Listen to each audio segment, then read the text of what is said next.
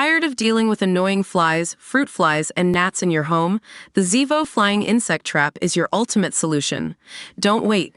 Check out the link in the video description now to get your Zevo Flying Insect Trap on Amazon and enjoy a bug-free home today. After 20 years working in the sex industry, there is little that surprises Emily. From 15-hour bookings with some of Sydney's most feared underworld figures to entertaining some of the country's most popular national heroes and sporting icons, she has seen it all. Now the sex worker, aged in her late 30s, is sharing her story in a bid to demystify the profession and change some of the popular misconceptions about life as a working girl. "I'll never forget my first encounter with a sports star," she said. "I was in the parlor after this big, front-page news sporting event, and this man at the center of the winning team came in. It was the first time that someone tried to get me to do cocaine." Emily said many sporting icons assumed the women did not know who they were. "Another sporting star tried to tell me that he worked in real estate, not knowing that I watch Friday Night Footy," she said. "I said, 'Oh yeah, did you break your nose selling houses? I know who you are, mate.'" She said it was common for many of the men to have young families or pregnant partners back at home. Emily admitted to being surprised by the behavior of one footy player who frequently appeared in the media for all the wrong reasons.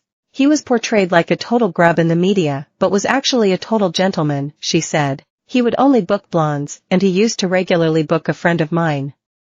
He would always say, 'Hello darling, how are you?' A lovely, courteous person." The complete opposite of how he was portrayed in the press. No one had a bad word to say about him as a client either. He never pushed boundaries, he was never difficult. However, it wasn't just sports stars who frequented the eastern suburbs brothels where Emily spent much of her career.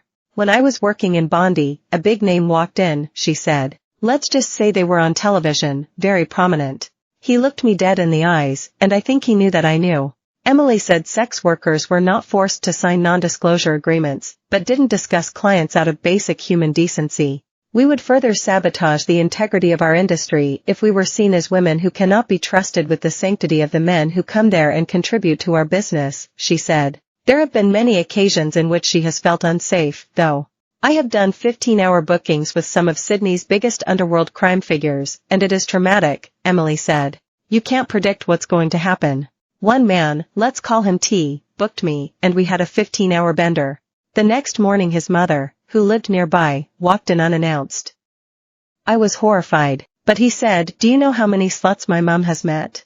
I went, 'Oh my God, I would rather, lady, that I'm getting paid to be here.'" Later, when T was out on bail for weapons-related offenses, he booked Emily to a mansion where he was holed up. He was terrified the cops were going to come, and all the time he was standing at a window looking through a pair of binoculars, she said. Suddenly, he said, "Oh, my God, they're coming," and he rolled up a rock of cocaine in a bag and shoved it up my vagina. The paranoia was, on that occasion, misplaced. But it was perhaps understandable, given he had narrowly survived an assassination attempt. "To see these people shift, you literally see the devil come out of them," Emily said. "You have to be very smart how you play it." Emily insists the average person would be surprised by the types of people who now enter the industry. "Nursing is one profession with extreme crossover," she said. "They actually make very good sex workers. They have a high level of empathy, they're not disgusted by bodily fluids. Teachers as well. It's often people who just don't get paid enough. Office workers who work a 9 to 5 through the week and then they'll go into the parlor on a Saturday night and make $1,000. Teenage girls are also flocking to the industry," Emily said. "They're literally rocking up on their 18th birthday.